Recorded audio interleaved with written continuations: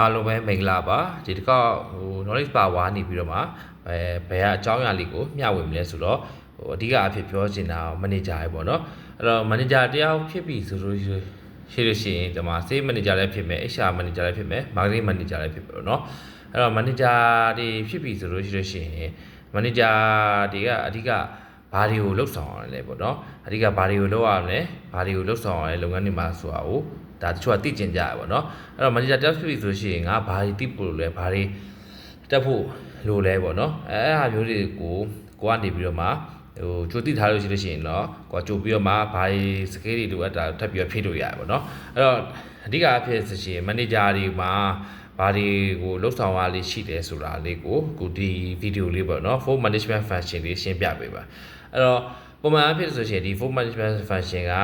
ဒီ manager တွေအကုန်လုံးကိုလည်းပြောတာလည်းဖြစ်သလိုတခါကြရှိရော management လုပ်တဲ့ခါကြရှိရင်လည်းဒီ phone management function ကိုပဲလှုပ်ဆောင်ရလေးရှိရပေါ့နော်အဲ့တော့ manager တယောက်လုပ်ပြီဆိုလို့ရှိရင်ပထမဆုံးဘာလုပ်ရလဲဆိုရှင်ဒါ planning ပေါ့နော်အဲ့တော့ manager တယောက်လုပ်ပြီဆိုရှင် planning ကိုစပြီးတော့မှဒါစပြီး planning စလုပ်ရပါပေါ့နော်အဲ့တော့ planning စလုပ်တတ်ရတယ်ဥပမာကိုကနေ planning ဆွဲတဲ့ခါကြလို့ရှိရင်အမှတစ်နှစ်တည်းဖြစ်မယ်နှစ်နှစ်လည်းဖြစ်မယ်ပေါ့နော်အဲ့တော့များသောအားဖြင့်ကတော့တစ်နှစ်စာအတွက်ကိုပဲ planning ဆွဲရပါပေါ့ဥပမာ sales ဆိုရှင်လည်း sales plan ဆွဲရတယ် marketing ဆိုလည်း marketing plan HR ဆိုလည်း HR plan နော် finance ဆိုလည်း finance plan ပေါ့ budget တွေဆွဲရပါပေါ့နော်အဲ့တော့အဲ့လို plan တွေကိုဆွဲတက်ရတဲ့အလုပ်လုပ်ရတယ်ပေါ့နော်အဲ့တော့ plan တွေဆွဲတက်ဖို့အတွက်ကြောင့်မို့လို့ဘာစဉ်းစားရဆိုတော့ခဏလက်ရှိ situation တွေပါလေးလာရလို့ result တွေလုပ်ရတယ်စသဖြင့်အဲ့လိုဟာမျိုးလုပ်ရတယ်ပေါ့နော်အဲ့တော့ဒီ plan တွေဆွဲတဲ့ခါကျတော့ရှိရင်သက်ဆိုင်ရာfunction ရmarketing plan နဲ့ HR plan ဆိုရှင်เนาะဒါသဘောတရားချင်း concept တွေဆိုတာတူပေမဲ့သူ့ရဲ့အလုပ် job function အရာကွာခြားရပေါ့เนาะအဲ့တော့အဲ့လို plan တွေဆွဲတဲ့ဆိုရှင် marketing ဆိုရဲ marketing concept ကိုသိပြီးတော့မှ marketing plan ဆွဲနိုင်ရမယ် HR ဆိုလို့ရှိရင် HR ရဲ့ဒီအဓိက function တွေသိပြီးတော့မှ HR plan ဆွဲနိုင်ရမှာဖြစ်ပါတယ်ပေါ့เนาะအဲ့တော့စပြီးတော့ plan တွေဆွဲတက်ရမယ်နောက်တစ်ခုကကျတော့ organizing ပေါ့เนาะအဲ့တော့ဒီဆွဲထားတဲ့ plan တွေကိုဒီလက်တွေ့အကောင့်ထဲပေါ်ရမှာပေါ့နော်လက်တွေ့အကောင့်ထဲပေါ်ကလူတွေလိုတယ်အဲ့တော့ကိုယ့်ကတင်းလိုတယ်ပေါ့နော်အဲ့တော့ဒီဆွဲထားတဲ့plan တွေကိုအကောင့်ထဲပေါ်ဖို့အတွက်ကိုတင်းကိုဖွဲ့စည်းနိုင်ရမယ်အဲ့တော့ဒီနေရာမှာကြည့်ရမှာကိုကနေပြီးတော့မှလုပ်ငန်းဆက်စချင်းလုပ်ပဲဆိုလို့ရှိရင်တော့အစအဆုံးဝန်ထမ်းတွေအကုန်လုံးပြန်ခန့်တာလို့ဘာလို့အကုန်လုံးဒါကိုကကြည့်ပြီးတော့မှပေါင်းပြီးတော့ HR နဲ့လုပ်ရမှာပေါ့နော်အဲ့တော့စပြီးလူတင်းတွေကိုဖွဲ့စည်းရမယ်တင်းရဲ့ structure ဘိုင်းတွေ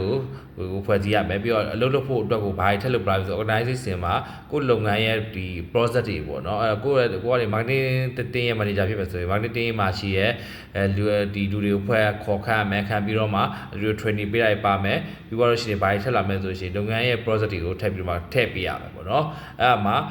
plan ပြီးတော့ organizing ဆိုတဲ့ကိုတင်းတွေဖွဲ့ရပြီကိုတင်းကဘာလုပ်ရမလဲဆိုတာသိလာမယ်ပေါ့နော်ပြီးတော့ရှိရင်ဘာလုပ်ရမလဲဆိုတော့နောက်ထပ်တစ်ခုကထပ်ပြီးတော့မှ leading ဆိုတဲ့ဒီဖွဲ့စည်းထားတဲ့တင်းတွေကိုဥဆောင်ပြီးတော့မှဒီ plan ကိုဖြစ်မြောက်အောင်ကိုကနေပြီးတော့မှ leading ဆိုပြီးတော့ဥဆောင်ပြီးတော့မှဦးစီးဦးရလုပ်ပြီးတော့မှဒါအကောင့်ထဲပေါ်လှုပ်ဆောင်နိုင်မှာဖြစ်တယ်ပေါ့နော်အဲ့တော့ပထမဆုံး plan ဆွဲတယ် plan ဆွဲပြီးတော့ဒီယာရီလုပ်ဖို့တင်းကိုဖွဲ့စည်းတယ်တင်းဖွဲ့စည်းတင်းရဲ့ဖွဲ့ပြီးပွားမှာထပ်ပြီးမှဥဆောင်ဦးရ leading ဆိုတဲ့ဒီအဓိကအဲ့ဒီမှာဆိုရှင်အဓိက leadership ပေါ့နော်အဲ့တော့ manager ရဲ့ leadership ကဒီတင်မှာအရေးကြီးပြီးတော့ဥဆောင်ဦးရလက်တွေ့တကယ်အကောင့်ထဲပေါ်ရမှာပေါ့နော်အဲ့တော့အကောင့်ပေါ်တဲ့အချိန်မှာဘာထပ်ပြီးလုပ်ရမလဲဆိုရှင် controlling ဆိုတဲ့ဟာကိုမျက်ရှိသတိထားရမှာပေါ့နော် controlling ကကြတော့ကိုဖြစ်ချင်တဲ့ဆွဲထားတဲ့ plan ကိုတကယ်လက်တွေ့လုပ်ဆောင်တဲ့ခါကျလို့ရှိရင်ဒီ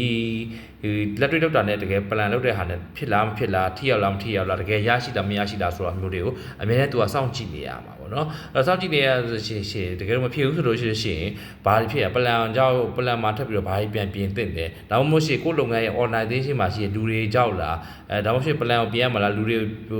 အသစ်တွေထပ်ခန့်ရမှာလားဘယ်လူတွေကိုအဆင်ပြေပဲလူတွေပြောင်းပြရမှာလားဒါမှမဟုတ်ကိုယ့်ရဲ့ဥဆောင်မှုပဲမကောင်းတဲ့ leading ကိုယ့်ရဲ့ဥဆောင်မှုမကောင်းတာလားကိုသွားတဲ့လမ်းကြောင်းပုံစံကိုခေါ်ဆောင်သွားတဲ့လမ်းကြောင်းပုံစံကိုဥဆောင်တဲ့ပုံစံမျိုးတွေကမှားရင်းနေလားဆိုတာကိုပြန်ပြီးတော့မှချိန်ကြည့်ရပါပေါ့နော်အဲ့မျိုးတွေကိုပြန်ပြီးချိန်ကြည့်ပြီးတော့ပြန်ကြည့်တာဘာလို့လဲဆိုတော့ controlling ဆိုပြီးတော့မှခေါ်မှာဖြစ်ပါတယ်ပေါ့နော်အဲ့တော့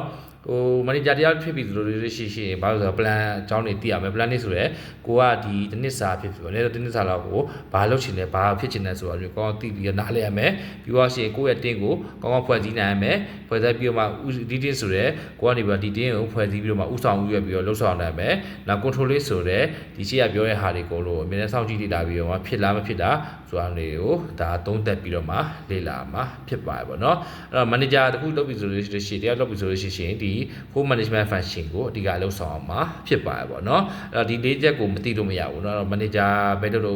ပြောလုပ်ငန်းမှာစီမံခန့်ခွဲမှု management လုပ်တယ်ဆိုတော့ဒီ၄ခုဟိုတော့ပြေးမလွတ်တဲ့ထဲမှာပါတယ်ပေါ့နော်အဲ့တော့ဒီ၄ကကိုပဲအဓိကဒီ scope ထဲမှာပဲအဓိကလှုပ်ဆောင်မှာဖြစ်ပါတယ်အဲ့တော့မေစီတို့ဒီက manager တယောက်ကဘာတွေလှုပ်ဆောင်မယ်ဆိုလို့ရှိရင်ဒီ၄ခုကအဓိကပါမှာဖြစ်ပါတယ်အဲ့လိုကျေးဇူးတင်ပါတယ်